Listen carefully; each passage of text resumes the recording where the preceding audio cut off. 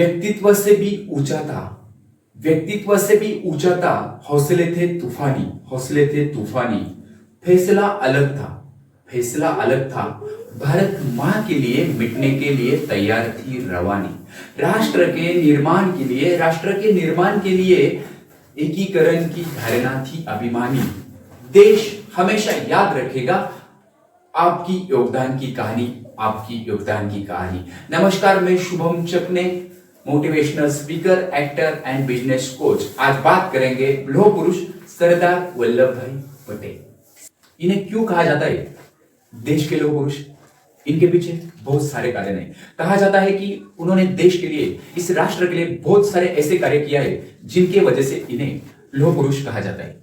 उन्होंने देश के लिए राष्ट्रीय कार्यक्रम, राष्ट्रीय सहभाग बहुत ज्यादा किया है। वैसे कि मोदी सरकार ने भी 31 अक्टूबर को राष्ट्रीय एकता दिवस के नाम से उनकी जन्मदिन सेलिब्रेट किया जाता है।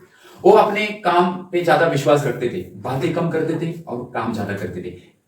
जो कुछ करते थे वो शिद्दत से करते थे, राष्ट्र कार्य में एकदम ईमानदारी रखते थे। इन्हीं टॉपिक पे हम आज बात करेंगे। उनमें से जो पहला कारण है वो है 565 रियासतों का मिलन। इन्हीं 565 रियासत एकीकरण के कारण भारत एक संपूर्ण राष्ट्र बन गया। इसी कारण इन्हें लौह पुरुष कहा जाता है। जो अगली कहानी है वो है, उन्होंने खेती बाड़ी की थी। उनका जन्म किसान परिवार में हुआ। उन्हें अपने पिता को हमेशा मदद की, वहां पे खेती बाड़ी की। वहां पे उन्होंने 22 साल की उम्र में मैट्रिक की और उनके बाद वो एक भारत के सशक्त उम्मीदवार सरदार पटेल जो थे वो भारत के प्राइम मिनिस्टर के सशक्त उम्मीदवार थे। लेकिन उन्होंने, पंडित नेहरू ने उन्हें कुछ गड़बड़ करके उन्हें नहीं होने दिया, कुछ षड्यंत्र किया था। इन्हीं कारण उन्होंने वो पद छोड़ दिया। पंडित नेहरू के कारण कांग्रेस के अध्यक्ष पद से इस्तीफा। 1946 में इन्हें कांग्रेस से बहुत बहुमत से चुना गया था। लेकिन पंडित नेहरू के रोज के कुछ गड़बड़ करना उनके कार्य में, वैसे ही कुछ नया षड्यंत्र करना, इसी कारण उन्हें तकलीफ न हो जाए, इसी कारण राष्ट्र के हित के लिए इस्तीफा दे दिया था। 5वां पॉइंट, पश्चिमी तौर तरीके से प्रशंसक। पश्चिमी तौर तरीके के प्रशंसक थे। इन्हें पश्चिमी जो तौर तरीके थे वो बहुत पसंद करते थे। लेकिन महात्मा गांधी के पास आने के बावजूद इन्होंने वो छोड़ दिया था। उन्हें बाद में खादी को पसंद किया था और उन्हें अपनाया भी। उसके बाद उन्होंने बहुत से ब्रिटिश विरोधी जो सामंत थे उसके आंदोलन में सहभाग लिया था और उनका विरोध। अगला जो पॉइंट है, इनका जन्मदिन।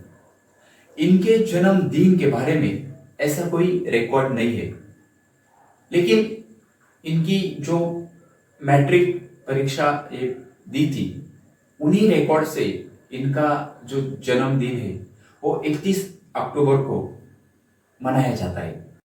और दृढ़ इच्छा शक्ति, राष्ट्र कार्य, नेतृत्व, एकता, राष्ट्र की संघ भावना, पहले गृह मंत्री, उप प्रधानमंत्री, राष्ट्र के कार्य में पुढाकार, ये सभी कारण इन्हें लौह पुरुष का दर्जा प्राप्त करता है। इसलिए इन्हें लौह पुरुष कहा जाता है।